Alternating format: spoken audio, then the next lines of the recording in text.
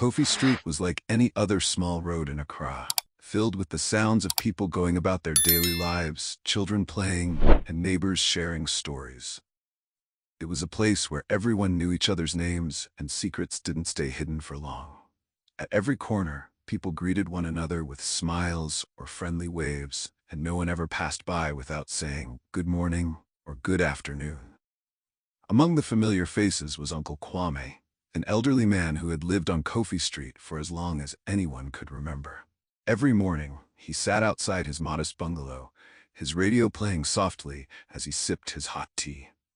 Uncle Kwame wasn't just another resident. He was the unofficial watchman of the street. If something unusual was happening, you could bet that he would be the first to notice and spread the word. There was also Amma, a young woman who helped her mother run a small convenience store on the street. Amma was known for her bright smile and friendly demeanor. She greeted everyone who walked by, and if you didn't return the greeting, she'd call after you. "Hey, you can't say hello?" At the end of the street stood a small eatery run by Auntie Akosua. Though new to the area, she had quickly become a part of the Kofi Street community. From the day she arrived, her cooking drew in crowds. Her fufu, light soup, and banku were so good that people came from neighboring streets just to get a taste. But as peaceful as Kofi Street seemed, something strange was happening. Something only the dogs seemed to notice. Mr. Mensah, who lived right next to the eatery, had two large dogs. Normally, they were quiet and friendly, wagging their tails at familiar faces and barking only when strangers passed by. But ever since Auntie Akosua and her family arrived, the dogs had changed. Every time the family walked past the gate, the dogs barked fiercely, growling and pacing as if sensing danger. Initially, Mr. Mensah thought the dogs were just being protective of their territory. But it soon became clear that something was unsettling them.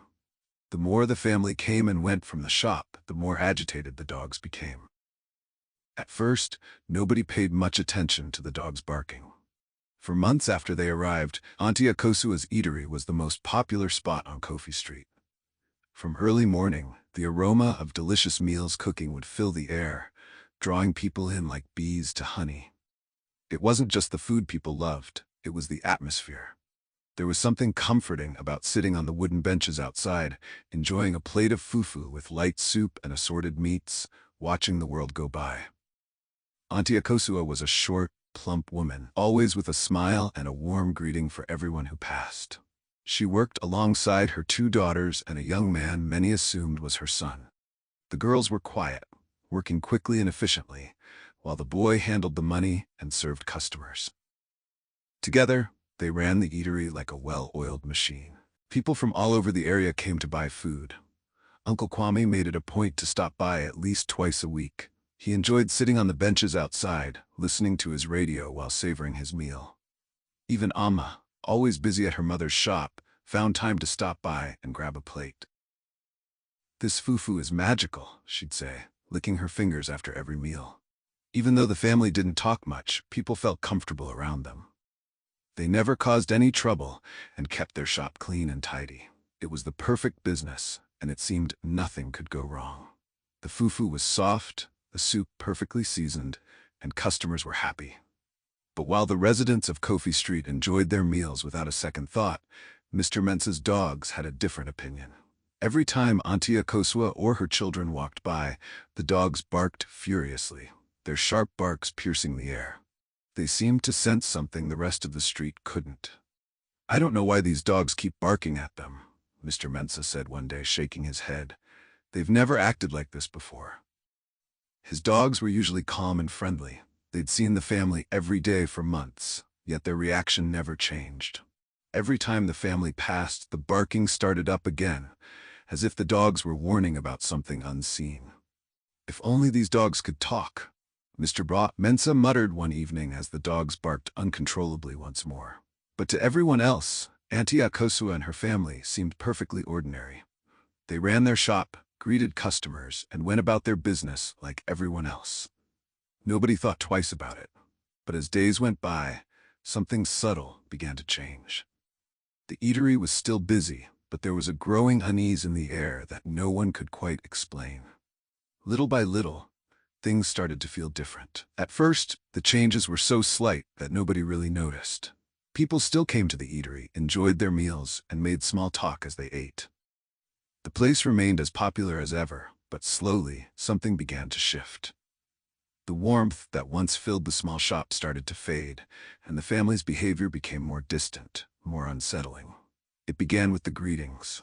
Auntie Akosua had always been one of the most polite people on the street.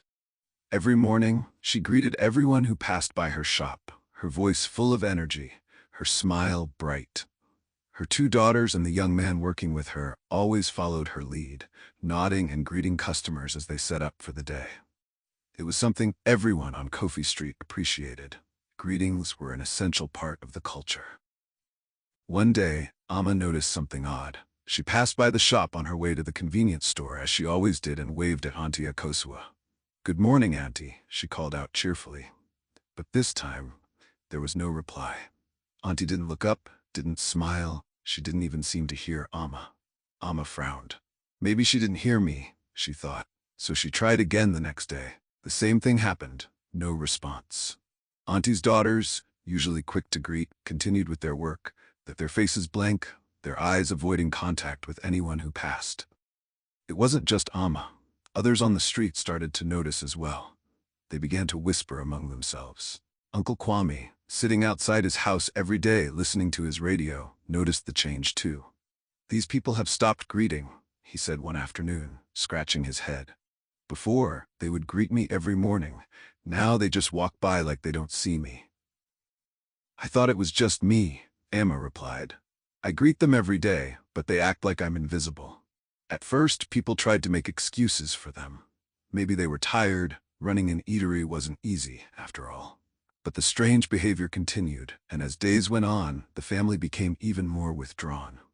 They no longer spoke to customers as they used to. They served the food, took the money, and went back to work in silence. Even when the shop was busy, the atmosphere felt cold, almost eerie. And the dogs, Mr. Mensah's dogs, noticed it too. If anyone should have gotten used to the family, it was them. They saw them every day, heard their voices, watched them move back and forth from the house to the shop. But instead of growing accustomed, the dogs seemed more agitated than ever. Every morning when the family passed by on their way to open the shop, the dogs barked furiously, their growls low and menacing, their barks sharp and relentless. They barked so loudly that it disturbed the entire street. It wasn't just one bark and then silence. It was continuous, as if the dogs were trying to send a message, a warning. "I don't know what's wrong with these dogs," Mr. Mensah muttered one evening, shaking his head in frustration. "They've never acted like this before. Every day it's the same thing.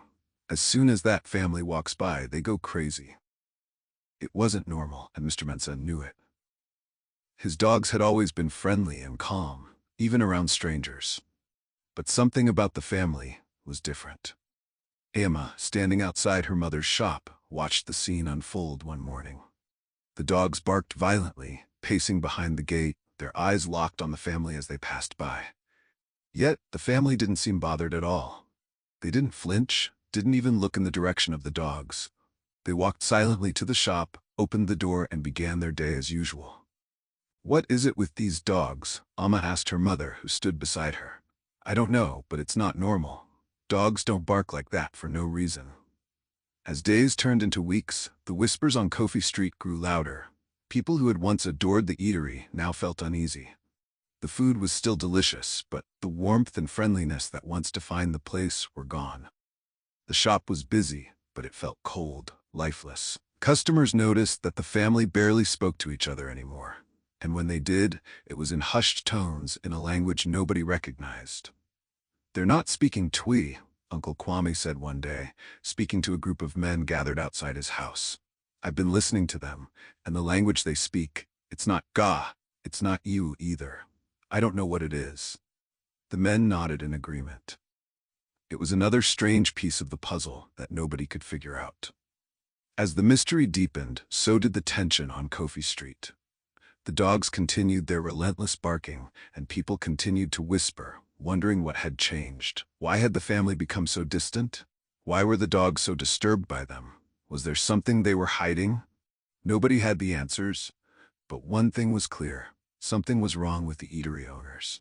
The people couldn't see it, but the dogs could. If only they knew what the dogs were trying to say. As weeks passed, the unease on Kofi Street grew stronger. The eatery still drew customers, but people began to speak in hushed tones about the strange changes overtaking the family. There was something odd about the way they lived, something that didn't sit right with anyone who paid attention. For one thing, people began to realize that the family never seemed to leave the shop.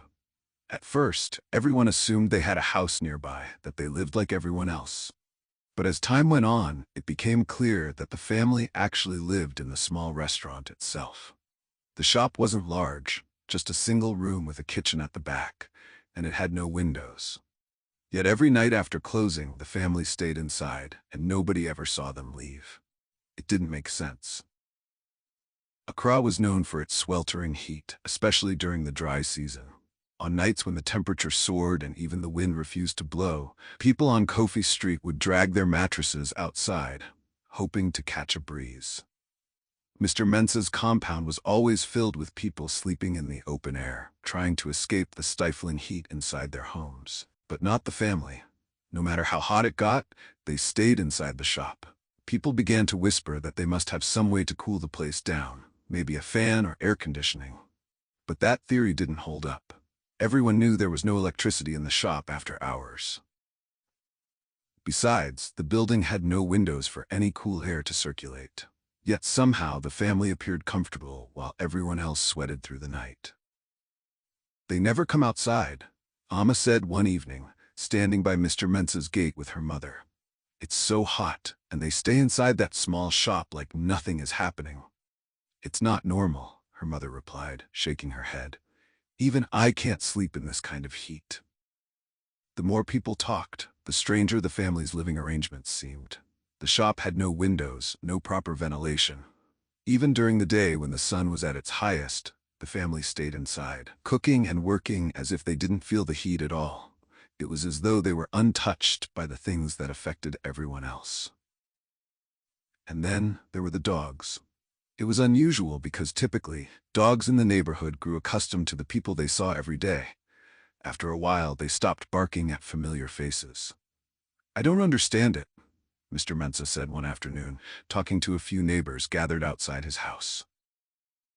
"My dogs have never acted like this. They should be used to that family by now, but every time they see them, it's like they're seeing strangers." "It's not just your dogs," Uncle Kwame added, sitting in his usual chair. "Dogs can sense things we can't. They're seeing something we're not." The neighbors nodded in agreement. Everyone had their theories, but nobody could explain why the dogs were so agitated. The constant barking had become a daily routine. Every time the family passed by, the dogs would growl and bark until they disappeared into the shop. Even then, the dogs would continue to pace near the gate, uneasy and restless. The mystery deepened. Who were these people? Where did they come from? And why did everything about them feel so off? As whispers grew louder, so did the tension. People still came to the shop, but they came with a sense of unease, as though something unseen was lurking just beneath the surface. The family's strange living conditions, the dog's constant barking, and the unfamiliar language all pointed to one thing. There was more to them than met the eye. While the people of Kofi Street tried to make sense of it, the dogs kept barking whenever they sighted any member of the strange family. Things went on like this until New Year's Eve, when something unexpected happened. The end of the year brought a festive atmosphere to Kofi Street. The air was filled with sounds of celebration. Children running around with sparklers, families setting up chairs in front of their homes, and the smell of food wafting from kitchens as everyone prepared for the new year. As was tradition, most residents stayed up for the crossover into the new year, either attending church or celebrating with family and friends. But as the neighborhood prepared for festivities, one thing stood out. Auntie Akoswa's eatery was still open late into the night. It was unusual for the shop to be open so late.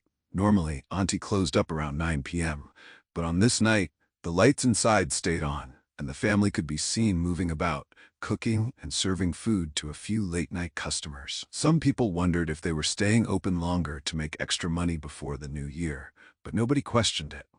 After all, the family had always done things differently. Mr. Mensah, returning from a New Year's Eve service with his wife, noticed the lights still on. "Ah, they're still open?" his wife asked, surprised.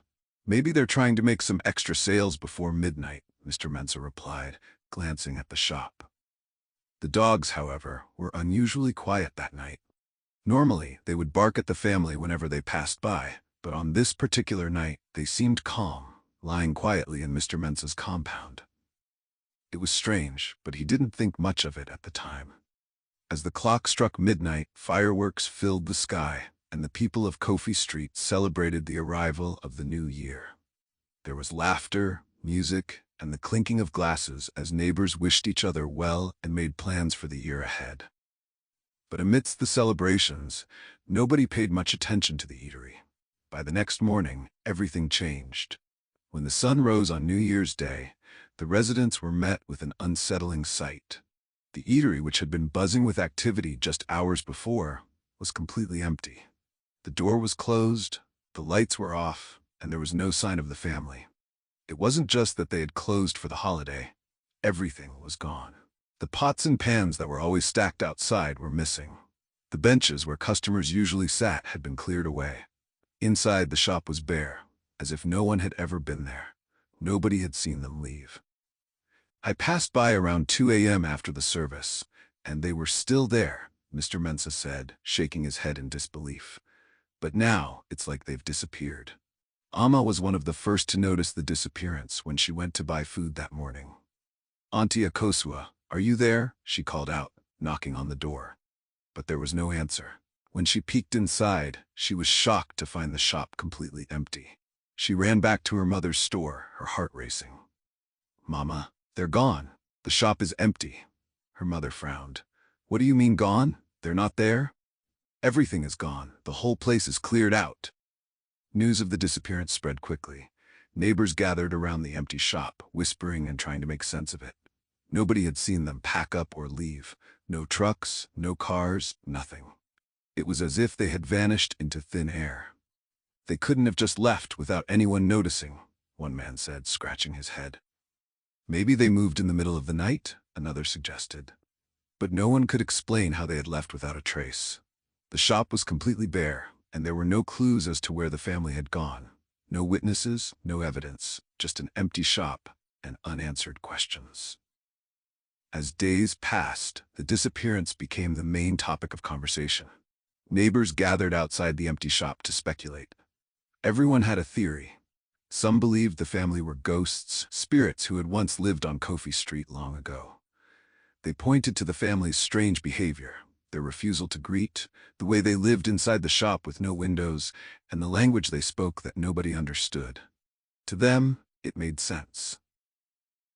The family had never belonged to the living world, and now they had returned to wherever they came from. "You know, there are old stories about this area," one of the older women said. "It's possible they were spirits who only came back for a short time." Others thought the family was running from something, perhaps debt or some unknown danger that had finally caught up with them. They speculated that the family had been on the run for years, moving from place to place, never staying too long. Maybe they had been recognized by someone, or maybe they had gotten into trouble, and that's why they left in such a hurry. "I wouldn't be surprised if they owed someone money," one man said, shaking his head. "People don't just disappear like that unless they're running from something." But Uncle Kwame, always the voice of reason, had a different theory. He believed the family's strange behavior could be explained by mental health issues. "Look, it's possible they were struggling," he said one afternoon, sitting with a few neighbors. "The way they refused to greet, the way they lived in that small shop without windows, it could be that something was wrong. Maybe they needed help." The neighbors nodded, considering his words. It was a reasonable explanation, but it didn't answer all the questions. What about the dogs? For months, Mr. Mensah's dogs had barked relentlessly at the family, growling and pacing every time they passed by. But since the family's disappearance, the dogs had been calm. Not a single bark. It was as if the source of their agitation had vanished along with the family. "It's strange," Mr. Mensah said, watching the dogs laze around in the yard. "They haven't barked once since that family left. It's like whatever was bothering them is gone now." The fact that the dogs were no longer barking only fueled rumors that the family had been something more than human. "Maybe the dogs knew all along," Amma whispered to her friend. "Maybe they were trying to warn us."